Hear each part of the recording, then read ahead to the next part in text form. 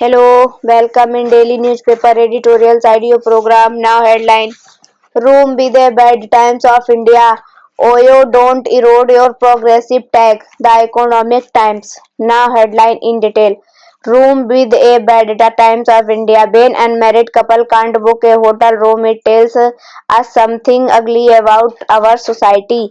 Our fundamental rights are individual rights. They do not come down to us by our traditional or identity or community. It is the freedom and equality of every single citizen that is affirmed by the Constitution. It is this core constitutionalism that is subverted by a hotel chain's new check-in policy setting out its service to unmarried couples starting with merit.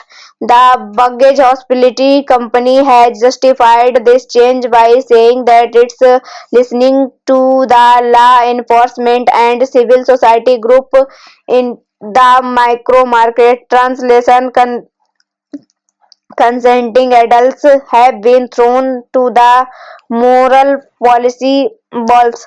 Yes, cops are often seen terrorizing couples, be it in parks or by the beaches, at the movies, or in hotels. Also, as India has no shortage of civil society groups, be it Khap Panchayat or Anti Romeo's Squad or just the neighborhood uncle ji, auntie ji gangs, that they think they have a right to tell everyone else how to live their life. They don't, nor do the cops have a right to chase away a peaceably encoding couple. The danda and screams their fond, perhaps indecent behavior in public needs to be retired. It allows for a lot of meddling and abuse and hypocrisy. Those civil society groups may expect Indian youth to follow celibacy till marriage, whether or not young persons did so in the past. This is a nonsense expectations when the mean age of marriage is increasing and the mean age of poverty decreasing, when the court is expected to compete in a global job market. How can it be insulated from global social trends? Again, the hypocrisy of such expectation is acute. It is also fighting a doggedly rising tide. No amount of pressuring young people to bear this, eat that, don't love her, don't love him, and behave only like that will get them back into busybodies ideas of tradition.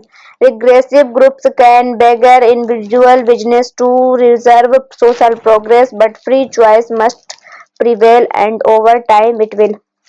Oyo, don't erode your progressive tag. The Economic Time. Be more accommodative, not less.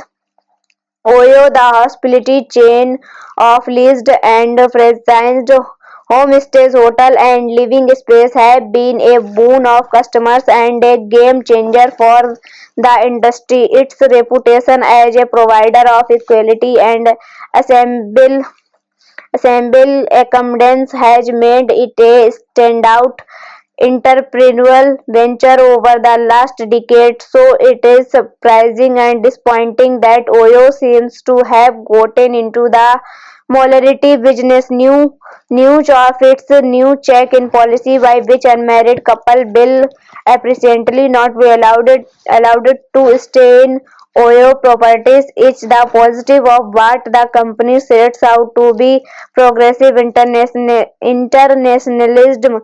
The new policy not only smacks of a Lalita Pawar era of my Baap Sas values, but also mirrors what Les Rival Hotel and Body homestays need to comply with the bid to stay in business. Reportedly, civil society groups in other cities have also petitions to bar non-Sadi Sudas from Oyo properties. But next, checking the security of prospective customers the religion of hubby and wife.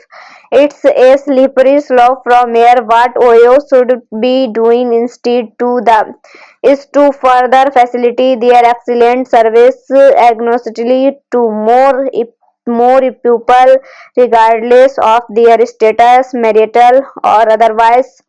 Dharmsalas can cater to those complaints with should be minding their own business, not Oyos in the first place. Thank you.